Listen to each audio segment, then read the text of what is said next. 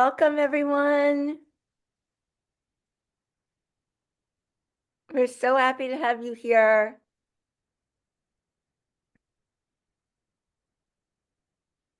Welcome.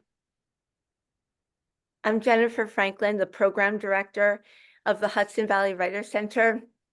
I'm so happy to have you with us tonight for this special reading and conversation with three astonishing poets, Christian Gullette, Richie Hofmann, and Diane Seuss. If this is your first time joining us for a reading, welcome. We hope you continue to come to our online readings, our classes, our events. Please check our website for the complete list of offerings. And we really hope you'll join us on December 3rd for our next Zoom reading, again, free and open to the public, as we celebrate Invisible Strings, the 113 poets respond to the songs of Taylor Swift. So come out. Diane will be reading her poem from the anthology, and a lot of other great poets too. I want to thank the board of directors of the center, our teachers, our students who are the beating heart of this place. We also want to recognize all the foundations and the organizations who support us, including the Bidale Foundation, the David G. Taft Foundation, NISCA, and Arts Westchester. I also want to thank my colleagues, Sophia Bannister, Miss G. Arnell, Christina Papadopoulos, Ellen Archer, and Leslie Zinna. I'm also thanking tonight M.A. Scott, who is co-hosting this reading with me today, one of my longtime students. Thank you, M.A., for being here and filling in. All of our readings are free and open to the public, and all of our writers are paid. If you are in a position to make a donation towards our readers' honoraria, we very much appreciate it. Thank you so much for our devoted audience for coming out during this difficult time to support poetry and poets. Toni Morrison has given voice to what many of us are feeling this month. She said, "In times of dread, artists must never remain silent. This is precisely the time when artists go to work. We speak, we write, we do language. That's how civilizations heal."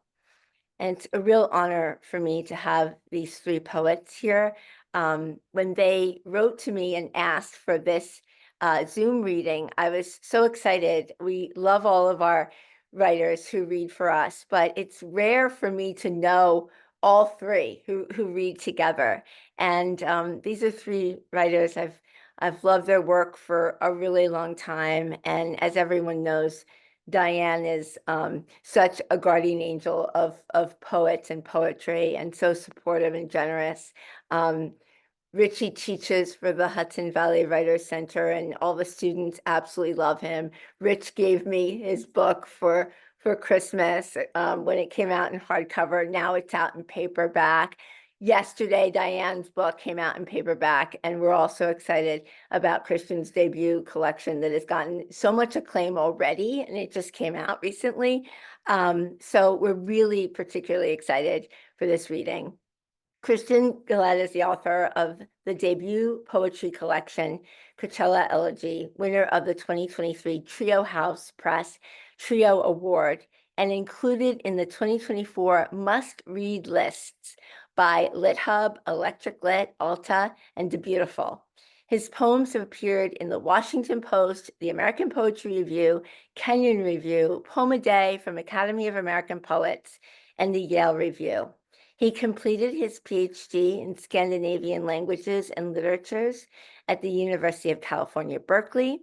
And when not serving as the editor-in-chief of the Cortland Review, he works as a lecturer and translator. He lives in San Francisco. Please, everyone, help me welcome Christian.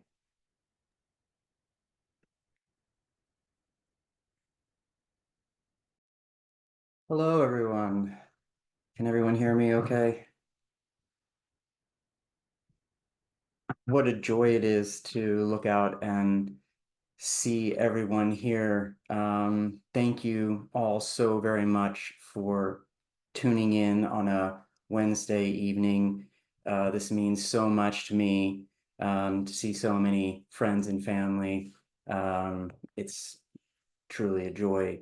Thank you, Jennifer, for making this happen, and everyone at the Hudson Valley Writers Center for hosting us. You've been so supportive and making it happen. We really appreciate it. And what a joy it is to get to read poems with Diane Seuss and Richie Hofmann, two poets whose work I so admire. I can't begin to express what their support and friendship means to me. So this is a true honor. So I'm going to go ahead and get started with, turn on my timer. I'm going to start with the first poem in the book. It's called Palm Springs. We drink Fernet by ironic sculptures under misters that make our bangs damp. It's our anniversary, though that time feels faint. We're searching for a place to escape his diagnosis, laws against gay marriage, our leaky, flat roof. Every Memorial Day and Labor Day, we go to the desert, sometimes also the 4th of July. Palm Springs rewinds things.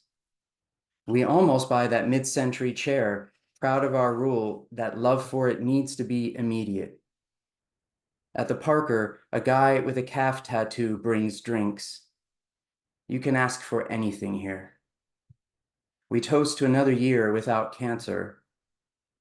After dinner, we wander the hotel hedge maze, nowhere to go this late but home. It's especially meaningful to me to open not only this reading, but my book with that poem, because Diane selected that poem for Poem a Day last March.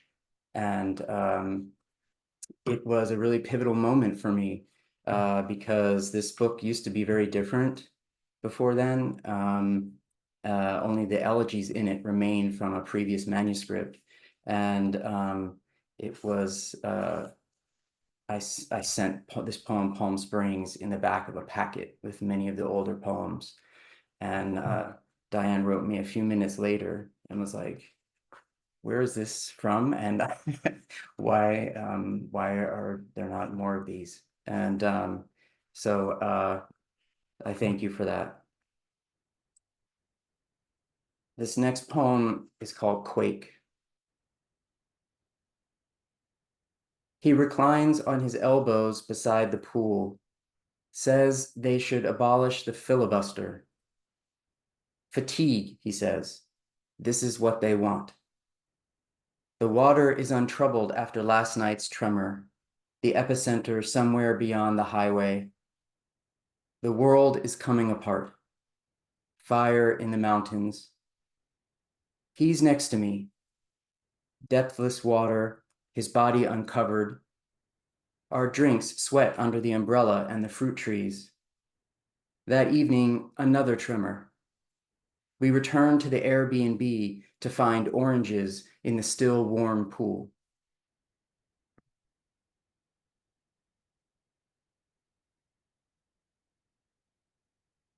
That fatigue feels so eerily overwhelming at the moment. Speaking of Airbnbs, this next poem is called Airbnb Art. And for anyone who's ever rented an Airbnb in Palm Springs and one of those mid-century homes, they're filled with very unique art, some of it mid-century, some of it not. Airbnb Art. Under a Sputnik-shaped lamp, a Picasso with 3 eyes. My husband's prosthetic eye is as blue as the other. After the surgery, we had sex, his eye under a gauze tent. I injected lidocaine through a tube that coiled behind the bandage. I wiped his armpits with a washcloth. There were still traces of a purple arrow drawn by the nervous surgeon. The ocularist hand-painted his pupil. It looks like the eye I always loved.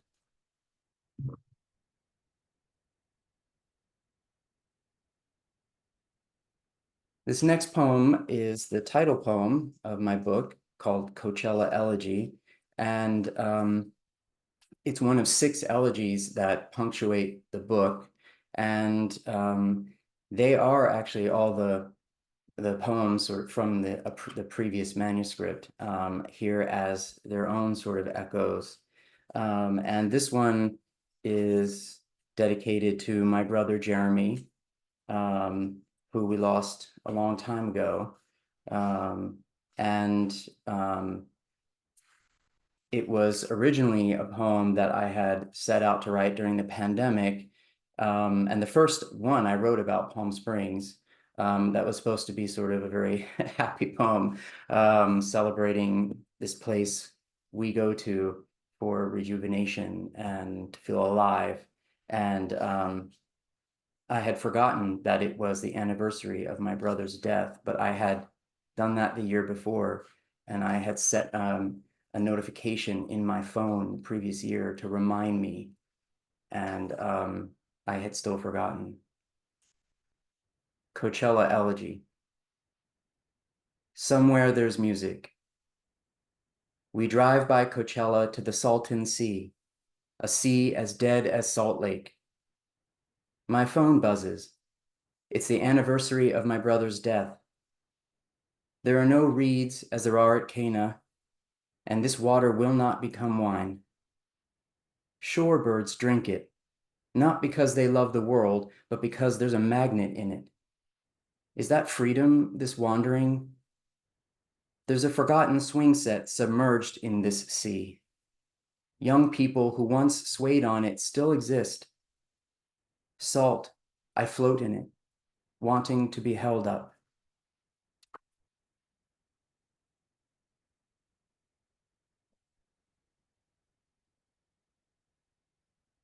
The collection is also divided by 3 prose poems that are all titled In Transit. And they were the first prose poems I ever wrote, but they felt like the right kind of poem to serve as sort of section dividers, but became important ways of moving of their own. And I'm going to read the third one that has an epigraph from Joan Didion, who writes, "How had I gotten from there to here? There, as always, was the question. I want to tell you what I remember photographing from the air. The photos remain, but not the memories of why I wanted pictures at that altitude, the wing intruding on half of them, a meaning only fully understood from that godlike vantage. I question belief in God, though the pre-flight ritual is one of the few times I feel the desire for faith, at the mercy of forces, but also the precise decisions of the ground crew tending to the impossible concept of human flight. As the cabin door closes, I receive a push notification that my bag is on board somewhere below us, along with mail whose final destination is not my destination." And that takes us to another California location, Los Angeles. Notice I use my phone a lot in these poems. A lot of push notifications. This poem is called Blaze. Mulholland burns. Getty nudes stand sentinel in ash. Marie Antoinette's porcelain lands in jeopardy a second time. What a shame to watch her lover's pillow burn. From a hilltop museum, it's difficult to tell the city from a plywood empire backed by buttresses. I'm thinking about us, how easily it could all become smoke. I call you from the hotel, but don't mention that I was out late. I tell you about the Watteau with the lovers, the innamorati, who wear no masks. They're enchanted by a guitar.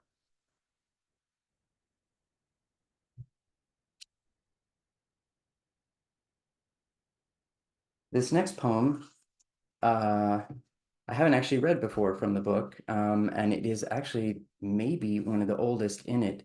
I wrote it thinking about, it's called Election Night, and I wrote it about Election Night 2016, and it feels like the right poem to read right now. Election Night. On the dance floor, my fingertip traces his infinity tattoo, and I wish more things were uncountable, although cruelty is also endless. A queen takes the stage, steeped in mimosa light, beard glitter dipped, lip syncs Let the Sunshine In, a song I never realized was about heartbreak. Its buoyant refrain can't save us.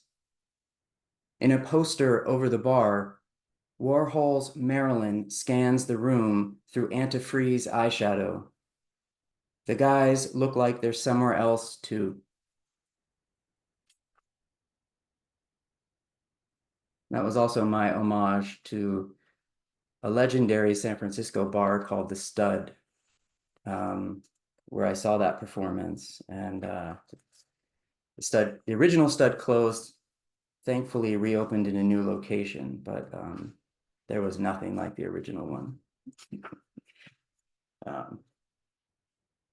See. So I'm going to read a poem called City Bees, another poem about San Francisco. It also has an epigraph, this one from Tom Gunn.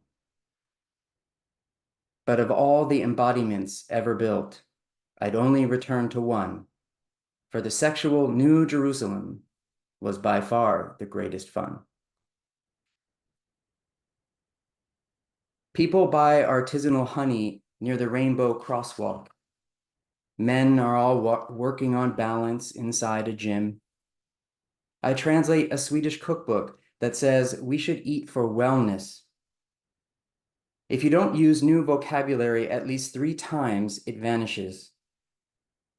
In the Castro, there are few reminders of those lost to AIDS. The neighborhood funeral home where so many were brought, now shuttered and slated for condos. There was talk of a Trader Joe's. Every week, lamp posts are plastered with party posters of boys in jockstraps. When I was young, I feared I'd grow up and never be touched.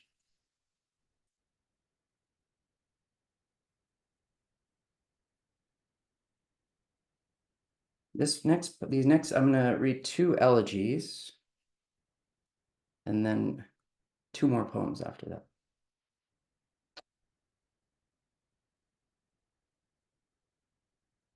This poem is called Rainbow Sprinkles Elegy.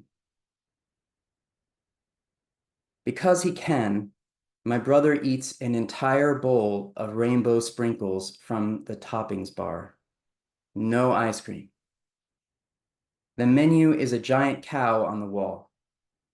Sitting under its udder, we try to salvage things. We could also order mozzarella sticks, which he does, another thing about him that irritates me. When he was younger, he put his mouth under a candy dispenser full of M&Ms. They cascaded out of the store and into the mall and just kept going. Medications and special schools have yet to break his impulse for pleasure. Something urgent inside him that none of us understand is about to detonate. I still haven't even come out. He sends me a letter from his boarding school in Utah and asks me to send him AA batteries. I have no idea what they're for. He isn't allowed any electronics.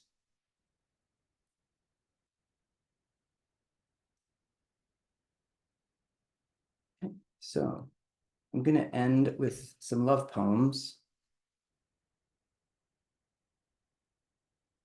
This one's a little spicy, but why not? Outdoor shower. Made of glass breeze blocks, Each of us has a towel our host rolled and tucked in a basket by the front door.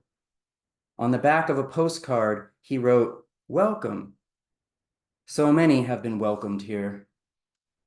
Everything arranged to make us powerless to sun, to seek relief. But I won't give you that. Even alone together in the cooling shower, positioned behind you, your body pressed against the glass blocks, unseen but also seen. Everything feels excruciatingly close, even hummingbirds, when you're half transparent, a nude blur.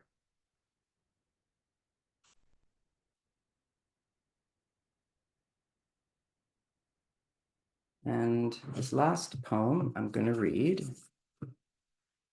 is called Survival. And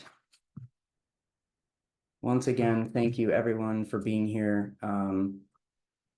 It's really, really powerful for me to get to read to you all and to be here with Di and Richie. Survival. Under the gilded wooden beams of the throwback lounge, the waiter says the Roosevelt Hotel is haunted. A favorite of Marilyn's, hers is not the only ghost. My cocktail comes with smoke, advertised as classic, like the hotel's neon sign, a landmark. Everything on Sunset is a landmark at least once. The smoke shop that sells Dunhills in the red rectangular box used to be a place people recognized. It's astonishing any of these things last. For our 10th year, we have dinner at the Roosevelt beside the Hockney Pool, its blue squiggles hand-painted by the artist, each one recently restored. Thank you.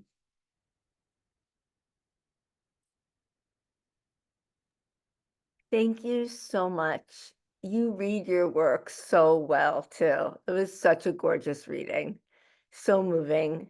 Thank you. Thank you for choosing us to share your Zoom reading with tonight. We are really honored. No, the pleasure is mine. Thank you.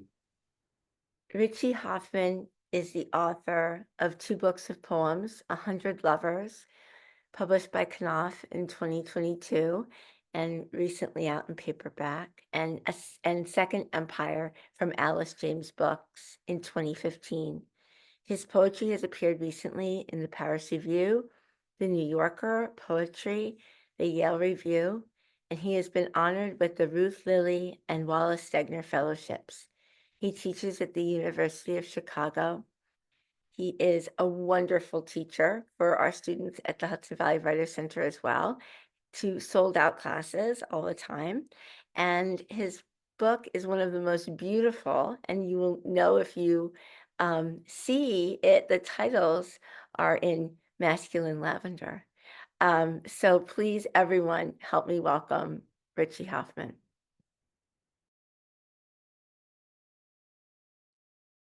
Oh, thank you so much, Jennifer, for that kind intro.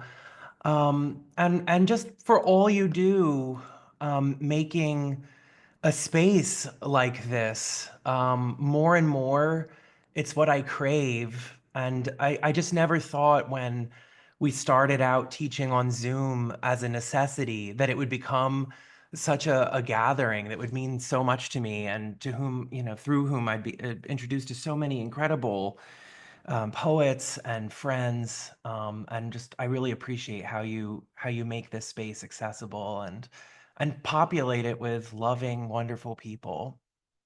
And I also have to say just what an honor it is to read with Diane and Christian, 2 poets whom I learned so much from on the page, but also how they go through the world. Those are the kinds of poets that I love and that I want to be like. And so I'm just really grateful to you for your work and for your example, both of you. Thank you to everyone gathered here. If you're like me, I feel like since the time change and then compounded by the election and this place in the quarter or semester for those of us who teach. The sun is going down so early, and I'm ready to go to bed at 5 p.m. every day. It's sometimes shocking to me that there's still dinner. I'm like, no, there's something wrong. So I just feel like this is like an after dark reading, no matter which time zone you're in. And I'm glad that you're spending it with us. So thank you. I'm going to read a suite of love poems tonight. I hope on some level they remind us all that we're in bodies and that we're in a present moment and that all we have is one another.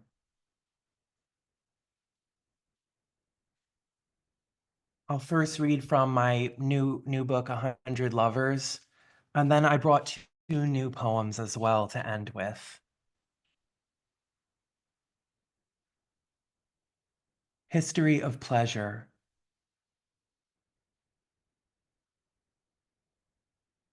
I walked by myself to the market, past ruins with broken bodies of stone, where even a fragment of a man could undo me. I bought herbs wrapped in paper. Light shone through the glass of our apartment. You had been showering. The smell of mint invaded the room. Your hair was wet.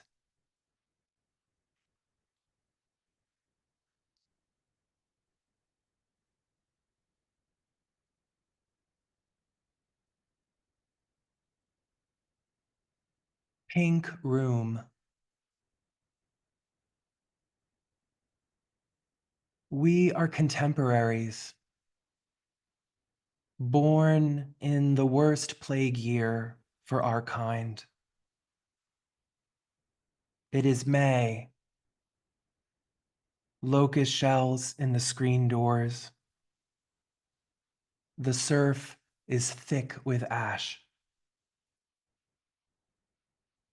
An unnamed man roams the beach,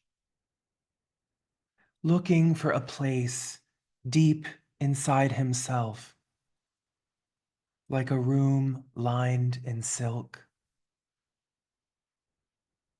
You're disgusting, just like me. Between us, 3 ceramic teeth glued to our jaws. I leave my hair curly for 7 months.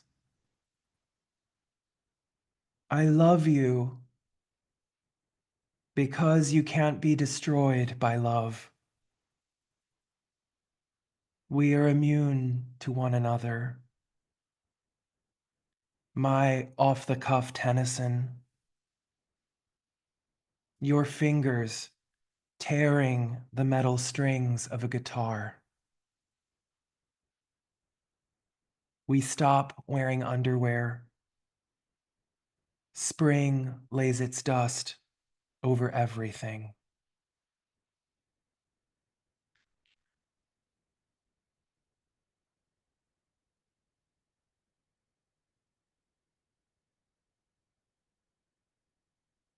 Even though this book is called 100 Lovers, it's so much about marriage too, and about one lover, or what makes any one lover important or special. And I'm feeling very grateful for my marriage. And this is a poem that celebrates that. It's called Spring Wedding. I'm realizing as I read, I'm totally seasonally inappropriate. I'm reading all of these spring and summer poems as we enter the dark time. Spring Wedding. The day before we married, we napped in the afternoon with no sheets over us and felt the breeze from the lake on our backs and butts and legs. It felt different, a small rebellion, though we've slept in one another's arms for 10 years, like little beasts, vulnerable and hairy, with saliva on our skin. The next day, we were men again. Ironed shirts, knotted ties of silk, deodorant, parted hair, promises. We will have children. We will buy another house. One of us will get cancer. All of our parents will die.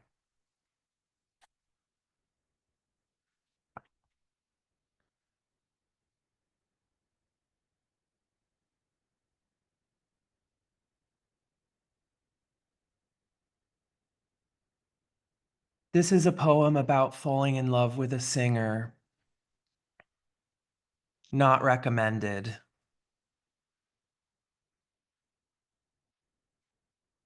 German cities. Next week, he will be away, auditioning. Stuttgart, Frankfurt, Hamburg, Berlin. We talk about music, style, discipline, the great composers. He sings and speaks with the voice of a priest, father, or devil. I pull on my jeans. In my pocket, the department store's strip of paper, sprayed with cologne. The garden that enters the room is the garden of a childhood in Munich. The naked old men who smoked along the banks of the river are dead now. My pocket smells of masculine lavender.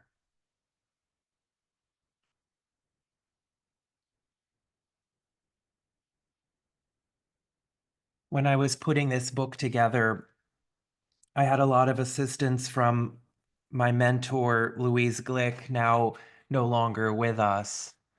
But we were reading these poems together, and she was remarking that so many poems end with an image of smell. And she gave me very good poetic advice and said, Richie, you cannot become the poet of smells. So it's something to keep in mind as I move on to a new project. But it's hard to get out of one's system.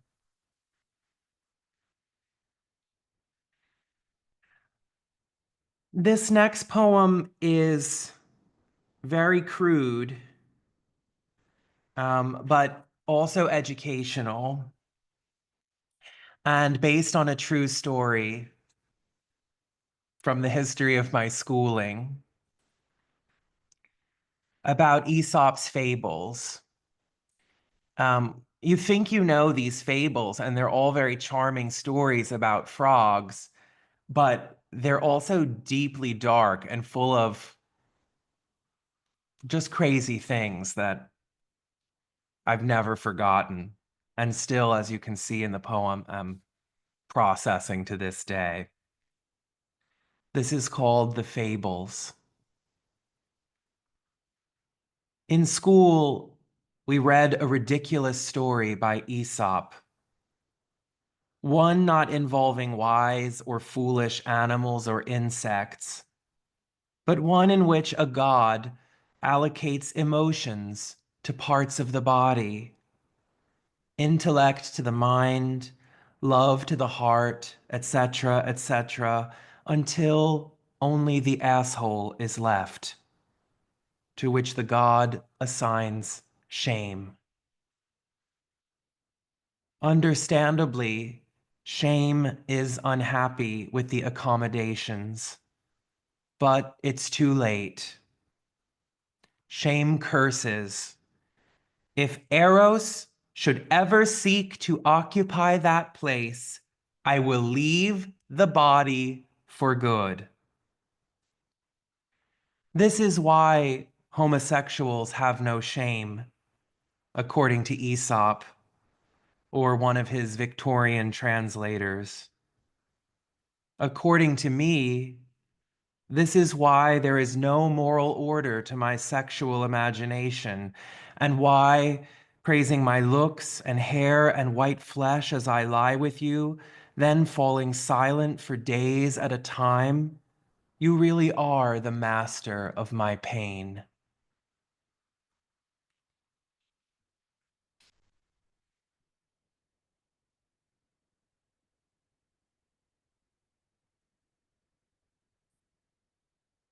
I find that one of the great privileges of being a writer or an artist of any kind is that you get to have some kind of record, even if it's only for yourself, of what you were thinking or feeling, obsessed with or haunted by at a particular moment. And I love the way that reading one's old poems, even if one is slightly embarrassed by them now, or one feels like one's become so much more sophisticated from the writing of that draft, or I've totally eschewed that style and reinvented myself, you still get this touchstone, this access to some former self, some former mind, which is yours and not yours. Um, and I love revisiting those places in these poems. Um, I recently had the opportunity to go back to Boston a couple of weeks ago to visit with my in-laws, and I went to this house, which is like the dorm room where I lived in my sophomore year. It was one of these beautiful brownstones at BU. It's kinds of beautiful, dilapidated brownstones on Bay State Road. And they were like themed houses, like based on your major. And this one was called La Maison Française. And it was for like Francophile freaks. And we were supposed to like only speak French when you're in the house. Like that was the rule. And people were so scared to do that that no one ever really spoke to one another. But it's a place I return to in this poem, another love poem called French Novel.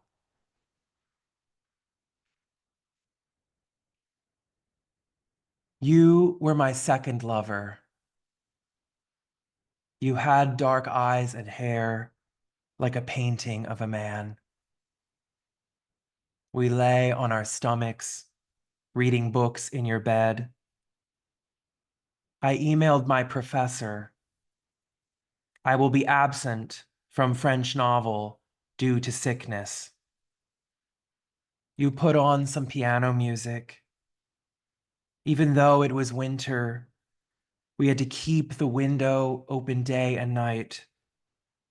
The room was so hot, the air so dry, it made our noses bleed. With boots, we trekked through slush. For a bottle of red wine we weren't allowed to buy. Our shirts unbuttoned under our winter coats. The French language distinguishes between the second of two and the second of many. Of course, we'd have other lovers. Snow fell in our hair. You were my second lover. Another way of saying this, you were the other. not another.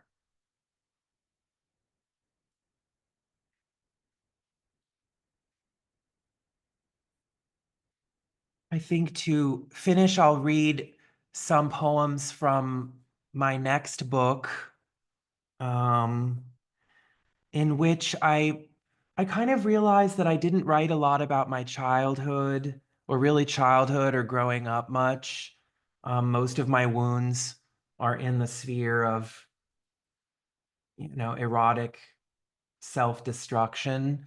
But I thought it was time to go back and genealogize that a little bit. And I wanted to give myself a new challenge. And I realized I never write poems that tell stories. Usually, like, they're just in a room where someone smells something and has a thought about French grammar or something, and then it's somehow over. So I wanted to give myself a challenge to write a poem that told a story. Um, and so I had come across this very strange story about a boy and a dolphin in ancient Iassos, which would be modern day Turkey. And I decided to tell it in story form. The poem is called Dolphin. I'll end with this one. A dolphin fell in love with me, probably because of my looks. People always said, "What a pretty boy you are." I was coming home from gymnasium. I was so sweaty from running. We all were. We all ran into the sea, its freshness. We gargled the water. We threw it from our hair. I washed my limbs in the waves, and I heard him calling. I didn't want the other boys to see, but I kept glancing at the shimmering sea, hoping he was there. My dolphin. I dreamed about becoming a dolphin, being carried on the waves, doing flips while the boys clapped from the docks, chasing the elegant boats, making choreography in their wakes. I dreamed. The sight of a dolphin is always a little bit magical, even on our island. But he liked that I was human. That is why he fell in love with me, because I wasn't a dolphin. He liked my singing voice. I blushed, but I knew he thought I was good at singing made-up songs. I never liked animals, not really trusting something that doesn't talk, but I knew what he felt. One day, I walked right into the water. I was surprised by how his skin felt, pricklier than it looks. He let me put my mouth to his blowhole. Oh my God, it was the saltiest thing I tasted. I held on to his fin and we swam. He always dove up so I could breathe. I came home exhilarated. My parents were mad. I dripped all over the house, dragging my wet feet across the floor, dripping onto the pillows and the white blankets. Why are you swimming all evening when there's homework to be done? My mother said she could smell the salt, and it disgusted her. Take a shower right now. Night entered the sea. Night where there is no future. I imagined his gray body on the waves. I sat in our courtyard with olive trees. Gulls laughed at me, the open door. Waking from the incomplete dream, I wanted to possess him. What a weird thing for a child to say, I know. Dolphins carried Dionysus to the underworld, disappearing each winter. Would mine carry me there? Winter came. The constellations disappeared. It's terrible what happens next. But our playing turned rough. It was an accident. I was bleeding in the water. I hardly noticed at first, but then the panic set in. I started thrashing in the water. My dolphin wanted to save me. He hadn't meant to cut my flesh with his sharp fin. The salt was stinging. I blacked out. I died on shore. My dolphin tossed me there. And he flung himself there too, to die beside me. I am a little famous. I was loved by a dolphin. They minted coins that showed us playing. I never thought they would miss me. And they make songs about us, the humans, saying that dolphins were human once and charmed by singing. Thank you.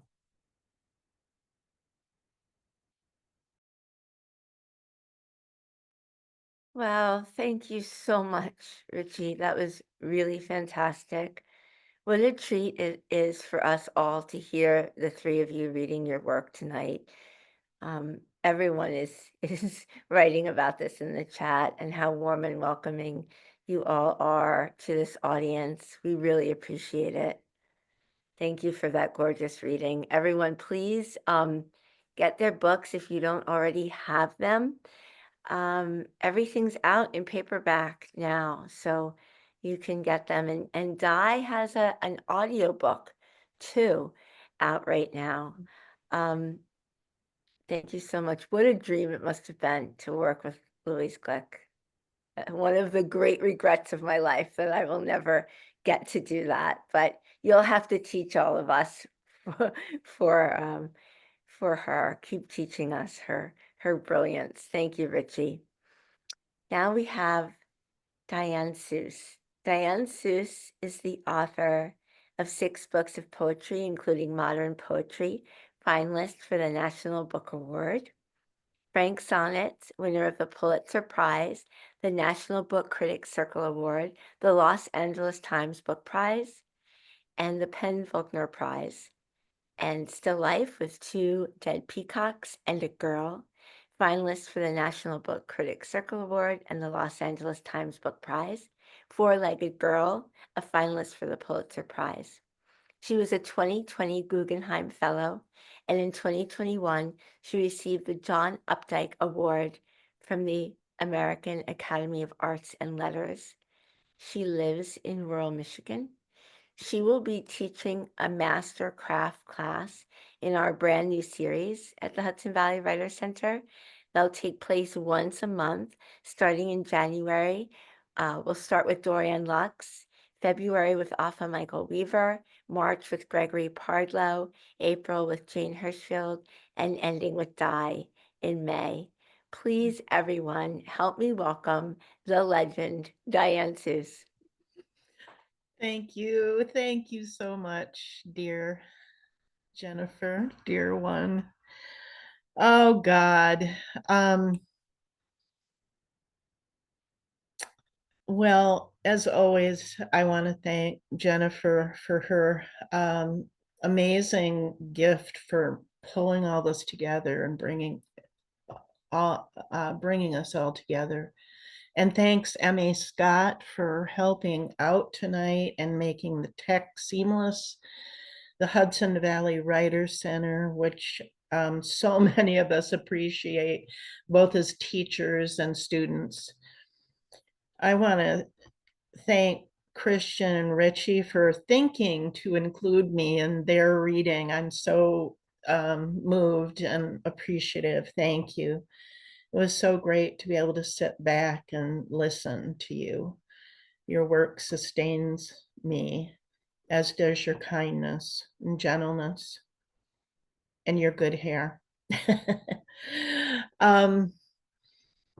I want to mention that it's the Transgender Day of Remembrance today, and I will be reading a poem, just a little one to honor that. So I'm looking at the time here. I'll read a few poems from modern poetry and then a few new poems that are real short. This is called Little Song. You can't stay vigilant and remain alive, or infinite vigilance is a kind of death. Or you can't be present tense, that is, tense about the present. Here, you said in school, present, but you were not. Your mind back home, eating sweet elephants from a jar, or placing Thumbelina in a milkweed car. What luxury to think of milkweed cars and cookie jars and turning lights on in the dark, or lights off in the light, or dream of dropping vigilance or memories of negligence, heedless in your posh knee socks, your ritzy lamb, your lush pop beads, your lilac jam, your breathless, deathless, feckless little song.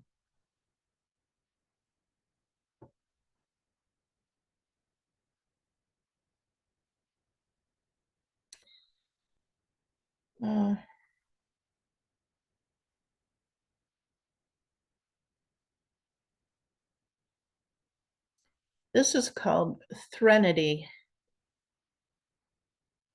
I don't cry on the outside. I haven't reached that level of liberation from the granite my angel is trapped in. I do cry inside. Imagine taking a sunset cruise and watching purple waves brew. That's what I do. Tears make the boat lurch. Violet waves, they claw the shore. Silly to write of tears, small as drops of oil in a cold pan, as grains of rice or lice, or misplaced punctuation in a poorly worded entreaty pleading for mercy. Ministers used to say that without release, I'm trying to be clean here, men would explode and die. According to witches, the same can be said of tears. An insipid subject for poetry. I wrote a poem about that word, insipid, so long ago, it could have been penned by a cherub etched on the sarcophagus of a child. But the dead in their vast merriment egg me on. Write the motherfucking poem. See why I love them? And why my big body holds not a pond or an inland lake, but an unabridged salt green sea. Swells taller than Gothic cathedrals, pretty people dressed in chartreuse evening wear, dancing like eels through the Matronian. The music of sea roar, and the Reagan era deinstitutionalized, wearing seaweed hospital gowns, set loose in a concert hall, blowing into their enormous wind instruments. Do you carry this grief inside yourself too? No, I imagine you say. but you do.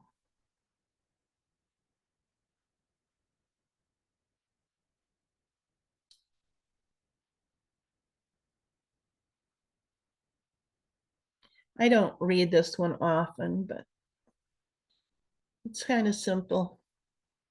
Little refrain.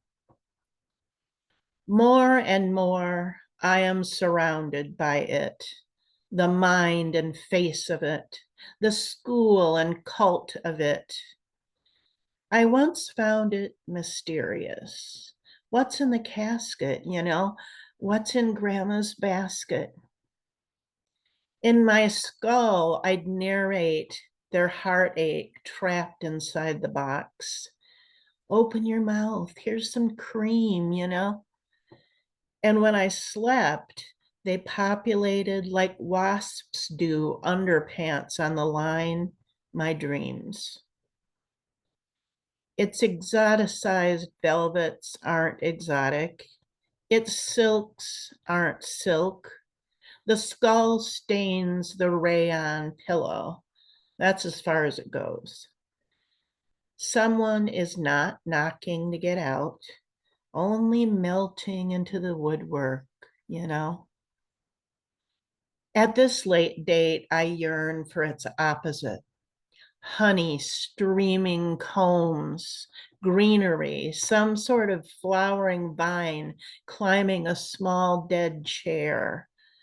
My God, I'm homesick for life, the warm snout of it, you know? And then I'll read a few newer poems. Those were from Modern Poetry, out in paperback yesterday. So I wanted to read this one, and I'll sort of say I'm going to dedicate it to Richie and Christian, because I guess it's about masculinity.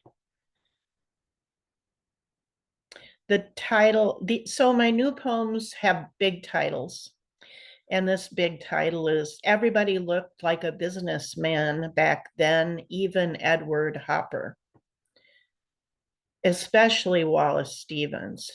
They wore those hats with an undemonstrative feather stuck in the band. I suppose it was a kind of closeting, a closing of the hand on some girly diadem or jewel, but who's to say an artist's costume? Stevens laced it all up, painted it imagination blue, the color of my father's sentinel node biopsy wounds painted with indigo dye. Even his pee turned blue. Dying is an art, he might have said, but didn't. He was a man who liked a good blue suit, cufflinks and a tie clasp gleaming with star sapphire.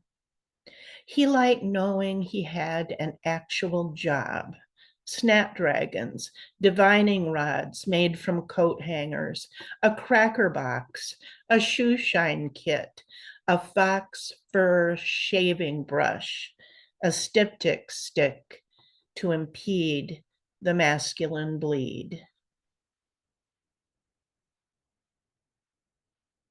So this poem contains Candy Darling, who was transgender and died very young of something like leukemia. Now, many believe that it was from the ravaging of the meds she took to be herself. And it's called Better Than to Receive a Treat. I would like to know the taste of a treat in someone else's mouth or in something else's mouth.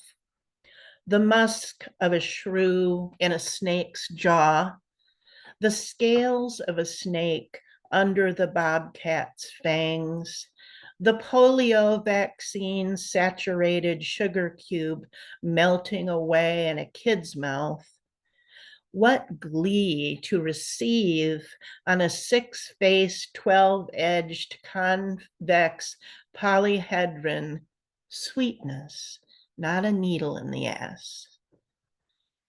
A fat lie on the lips of the skinny minister. Candy on Candy Darling's tongue.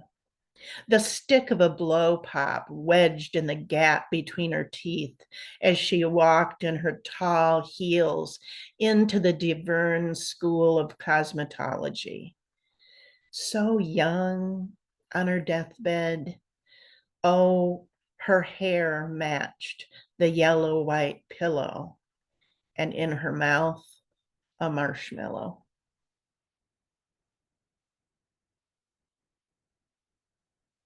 This is another new poem, and I want to dedicate it to Karen. She got quiet, then quieter and quieter. People sensed disease, something female from the waist down, but it was not disease. Please, she said in her mind. She hoped they were mind readers. Stop monitoring me, she said in her mind. She hated being monitored and the noise of all their hypotheses. She preferred the neutrality of trees. At night in the wind, trees creak. Tree to tree, it's a kind of joke, like an old woman saying she has creaky bones while she's busy recreating the world. Her voice like the voice of a witch on a children's record, or the creaking of the floorboards under the feet of a woman poet in 1855, sneaking out in the dark of night to pee in the weeds. Weeds, people called them, but she called them in her mind by their true names. Queen Anne's lace, for instance. She named them loudly in her mind to drown out the sound of peeing, a loud sound and strange back then, alone, squatting beneath the owl-filled trees. So I'll end with just these little shorties. There's a person in these new poems named Althea, and she's very chameleon-like. John Keats wrote in a letter that the poet needs to be a chameleon, sort of nothing in themselves so that they can take on everything in the world. As if I'm lying in a stream among the reeds, like Ophelia, but nothing like Ophelia, like Joni Mitchell's watery voice when she sings Amelia, but nothing like Joni Mitchell when she sings Amelia, as if tequila drunk in a watery grave encircled by blue lobelia, magnolia bent low to see if I'm breathing, but not lobelia or magnolia, Amelia or Ophelia, but Althea, braids asway, almost as if Althea, but not Althea. Althea the chameleon, presto changeo. She's got a cat for every occasion, a clay-colored one with eyes like the sky, a whitish one born with a number on its side, kittens that wobble on the edges of ledges, ready to leap who knows how wide. Presto. Althea's a cat with a mane like champagne, freckles that migrate off her face in the fall, variable, impulsive, impossible calico, eye-catching as a cat lending its guts to the track, lending its guts like a paperback. Roadkill Althea with Red Riding Hood tresses, a dress like a dagger like the sky. Though she's nothing to look at, she enwraps like a cat. I'd like the cat with the viridian eyes. That cat's dead, Althea said. Presto changeo, she's the original meadow. Empty as a meadow with its cats on the prowl. Althea, the chameleon with eyes like the sky. Not eyes like the sky like her eyes. And I'll end with this little one. I dreamed, she said, Althea, she said, was in, she said, the garden, she said. I dreamed Althea was in the garden. I shoved away the rock, she said, and parted the tall grasses like shaggy locks of matted hair to stare at Althea, somnolent, curved around herself like a penitent animal in a manger scene. Attendant to the little god, she said, but separate. Okay, thank you. Thank you for listening, everybody. Thanks for being here. Oh, wow, Di, it's so great to hear you read your work again, and I loved hearing the new poems. Thank you. You. So amazing. I'm going to spotlight all of you so that the three of you can be on everyone's screens at once. And then if you'd like to start with a question that you want to ask each other, sometimes that's nice if there's something that you have on your mind. Otherwise, we will start with questions from the chat.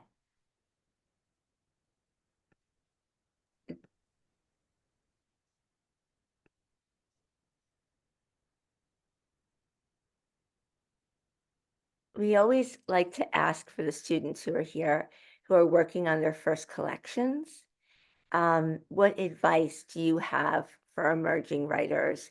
And keep in mind that this can be people of any age who most likely, if they're working at the center, they've had other careers and they might not be young, but they're working on their first books. Guys. It's a challenging question, but I think one thing I love to do in putting a book together, which is a kind of related art to making a poem, but is its own separate, endeavor as well.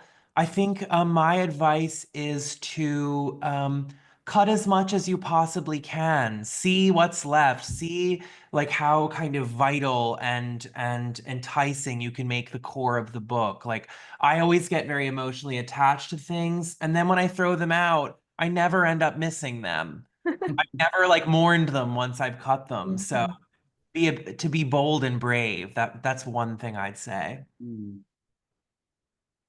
Christian, will you talk a little bit about what you said in the very beginning, which was putting that poem in the back of the packet, and then Diane saying, why aren't there more of these, and how the book changed so much after that? Can you give us a little example of, this might follow what Richie was talking about a little?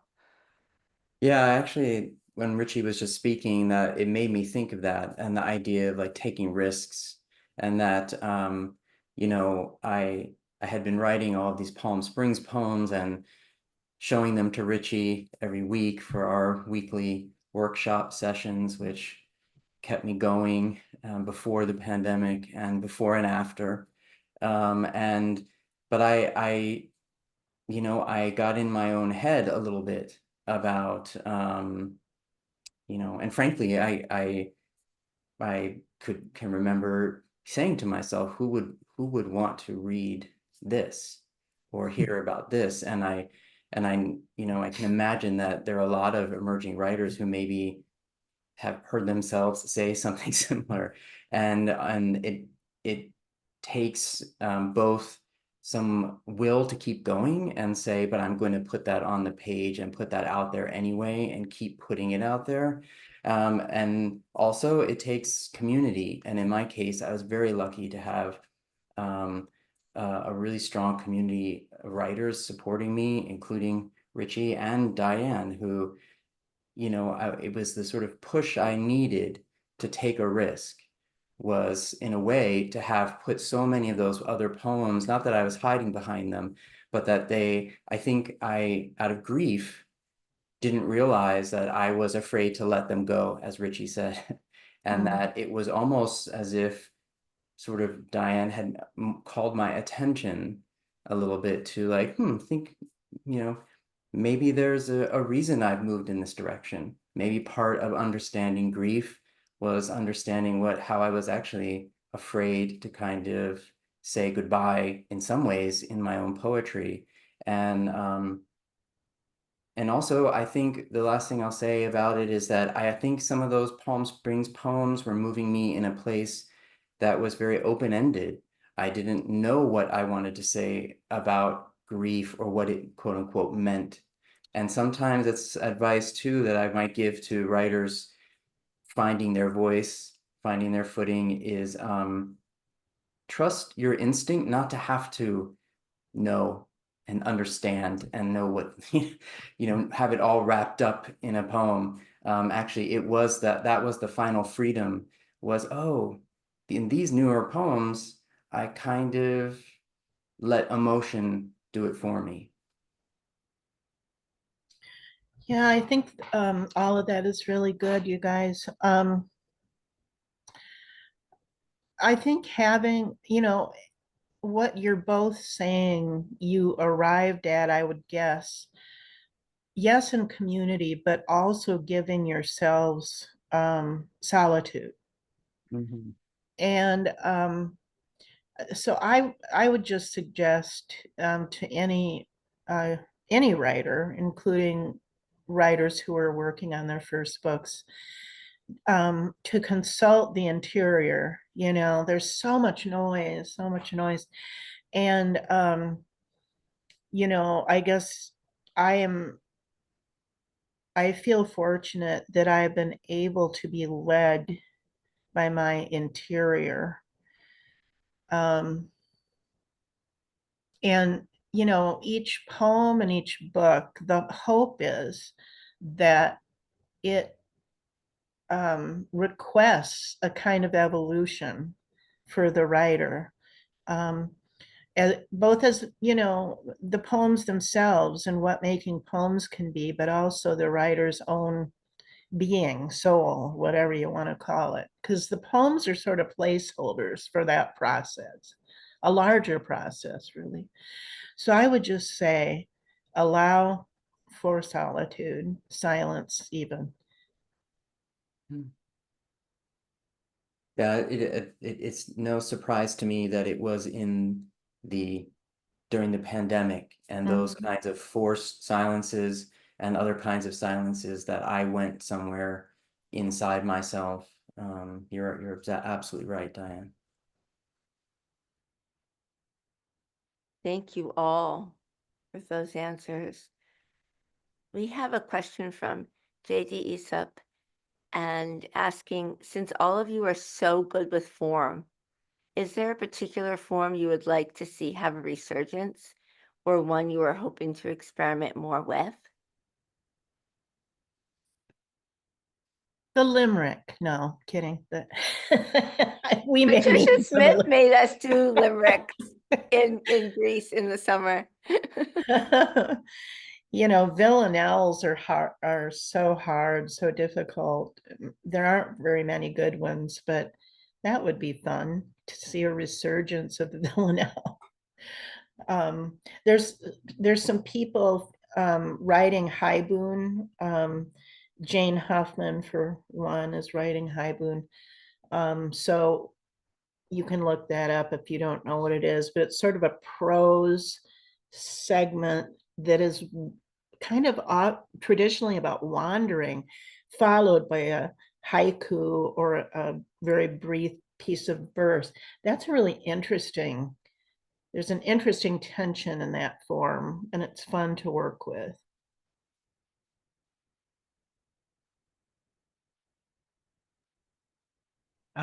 So I kind of use teaching as a laboratory to become interested in different forms. And you know, I read so many poems and then I kind of think what's missing, and then I decide to design a class around it. I was realizing that I was reading so many poems that had no idea how to deploy the stanza. So I designed a course that kind of thought critically about the stanza. What are they? What are they for? And that was really kind of fun for me. And I'm thinking about my next course. I want to do something with medieval forms, with the riddle, with alliterative verse, with this kind of accentual kind of rhythm that I think is just not part of the period style and not something that I've spent the time thinking about. So I'm kind of looking forward to I don't know, reaching back into the Middle Ages to find a way forward. Cool.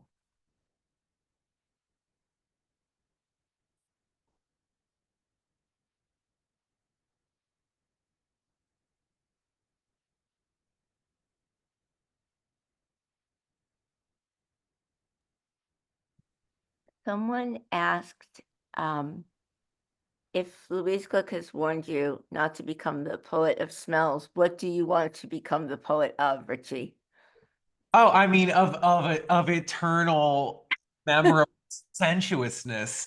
I don't know. I think that was more about writing. You know, you're writing your poems, and then when you're putting them together in the book, you really learn what you've written by Mm. seeing them next to one another. I think it's really about like using some of these kinds of moments where you're kind of looking at the body of work that you've built and kind of putting them next to one another in order to learn what are some of your habits, because like anything, I think we fall into some of them, and some of them feel really fruitful and accumulate with great pleasure and meaning, and other ones feel lazy. And I guess I don't want to be the poet of lazy. I want to be the poet of rigor somehow. So it's part of that. But smelling is fine. And I haven't stopped. I just know I need to eventually if I'm going to grow. Is there anything right now that is particularly sustaining you? Any book that you're reading or any other kind of art that is helping you through this difficult time?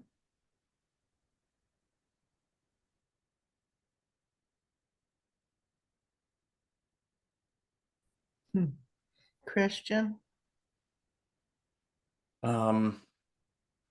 Art for sure.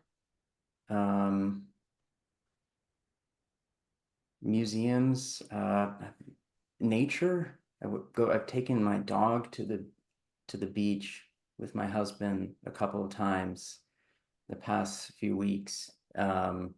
Very sustaining to hear the waves and to see the dunes and the headlands and things that have endured, beauty that has endured, the people walking the beach, and the sun. It's been very sustaining for me. There are even just going to the movies, being with friends. They're just things that have felt very sustaining. Too many books to name at the moment, but there's so much good writing out there. Richie, what are you? Well, yes, nature. There's two big, huge trees in my neighborhood that Stella, my dog, and I walk by every day. And I put my hand to those trees, you know, they feel they're in their own crisis, you know. So I think this is one where we need to remember that we're not the only ones who are afraid, that we're all afraid, and to, you know, to try to take care of each other.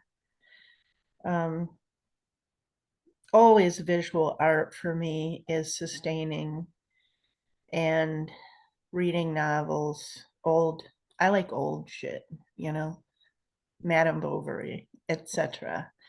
And I read Keats. I read Keats because I consider him a pal, really, you know, who teaches me things. I think we Richie? should, Oh, well, yeah, if unless Richie has something that's sustaining him, I think we should end on John Keats, the pal, he's teaching us things. Because I didn't mean to go over. I know we were going to stop at 8:15. But Richie, do you want to leave us with something that is sustaining you? Well, I can't be lifelong friendship with Keats that that transcends centuries. Like I think books and art remind us that the imagination is as real as reality.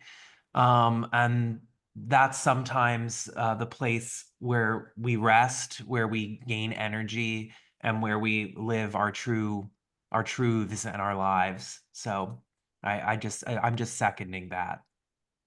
someone asked, does anyone love Shelley? Yes, I love Shelley. But my heart belongs to John. Yeah. Yeah, they got him in there on that Keats Shelley house. I just really call it the Keats house. I have to say. I want to thank all of you for this evening. It is really a pleasure to be with all of you tonight, to hear your work. I love the warmth and the connection with all of you. It's really sustaining to be in your presence. And this was a great gift for us to have this reading here. I'm going to save the chat and send it to all of you because I know while you're reading and while you're talking, you don't have a chance to look at it. And everyone sent you such nice notes. So I will send that to you and I'll let you know when this is on the YouTube channel for the center, which will be not until the beginning of February. Maybe we'll wait until Keats' anniversary. Maybe we'll do it at the end of February in honor of Di's relationship with John. And it's not exclusive. no, you're sharing him. We know. We love you, and we're really so grateful for your time tonight. And congratulations to all of you. Your books are incredible, and we turn to them and we teach them and we appreciate them. So thank you all tonight, and thank you to the best audience there is in poetry. Thank you for Love coming. you. Really, Yes, truly. thanks everybody. And can I say a quick thing? Jennifer Franklin does all this, and it's easy for us to forget that she's also a brilliant poet. And that's how I first met her on the page. So let's not forget. Thank you, Di. Yeah. That means a lot to me, especially True. coming from you. Thank you. Thank you all for being here. Thank you for this sense of community. I second what you said, Richie. It was surprising to find out the way Zoom that we turned to out of necessity has actually turned out to be such a special place for poets. Maybe other art forms don't translate quite as well, but all my students want to still do Zoom, and we don't usually meet at the center. So we are lucky. It's really giving people who have disabilities the ability to join more things and be involved more, people who can't travel. It's really great for accessibility. So we will always continue to have Zoom readings as well as our in-person events and classes too. So thank you for being a part of this and making it such a vibrant series. Bye, everyone. Night, night, everybody. Thank you all. you.